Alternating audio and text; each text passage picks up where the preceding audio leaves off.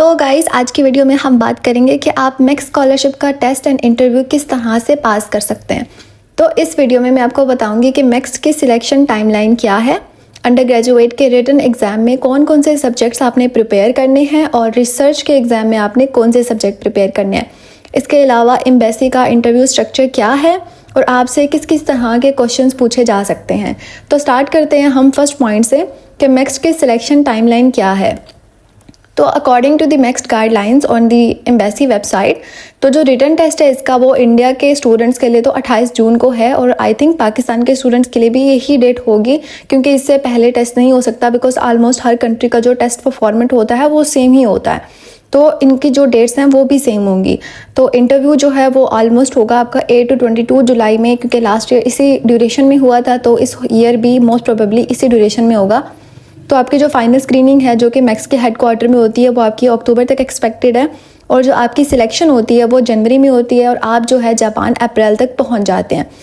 इसके बाद ये है कि आपके एग्ज़ाम का पैटर्न क्या होता है।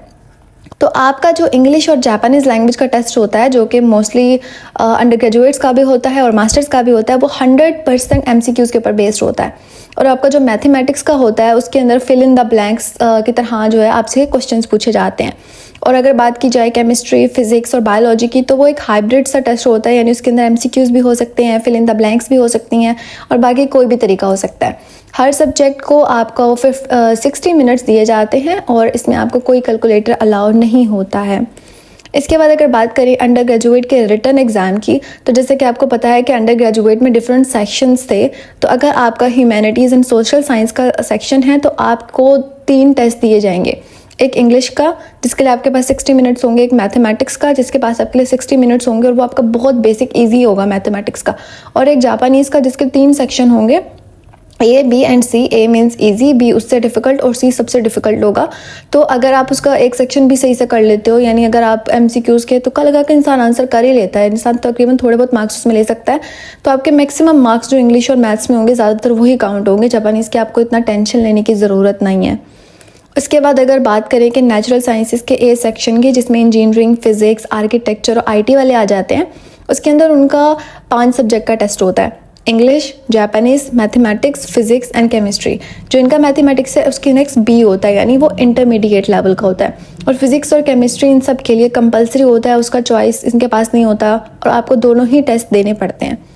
उसके बाद आता है नेचुरल साइंसेस B और C सेक्शन वाले स्टूडेंट्स जिनकी मेडिसिन, डेंटिस्ट्री, बायोलॉजी, आर्किटेक्चर और फार्मेसी हैं, उन्होंने भी 5 टेस्ट देने होते हैं, इंग्लिश, जापानीज़, मैथमेटिक्स, केमिस्ट्री और बायोलॉजी के। और उनके लिए केमिस्ट्री और बायोलॉजी जो है वो कंपलसरी होता है और उनका मैथमेटिक्स का पोर्शन थोड़ा सा टफ होता है, यानी सेकंड लेवल का होता है। उसके बाद अगर बात की जाए मास्टर्स और PhD के रिटन टेस्ट की, तो इनके सिर्फ 2 टेस्ट होते हैं, एक इंग्लिश का और एक जापानीज़ लैंग्वेज का।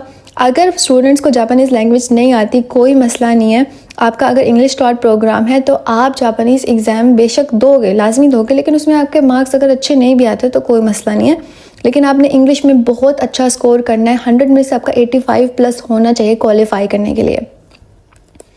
उसके बाद अगर एम्बेसी के इंटरव्यू की बात करें तो ये इंटरव्यू ऑलमोस्ट 3 to 6 इंटरव्यूअर्स आपसे लेंगे, जो कि 30 to 15 मिनट्स का हो सकता है। और ये इंग्लिश में भी हो सकता है, जापानीज़ में भी हो सकता है। अगर आपको जापानीज़ नहीं आती कोई प्रॉब्लम नहीं, वो आपसे इंग्लिश में लेंगे।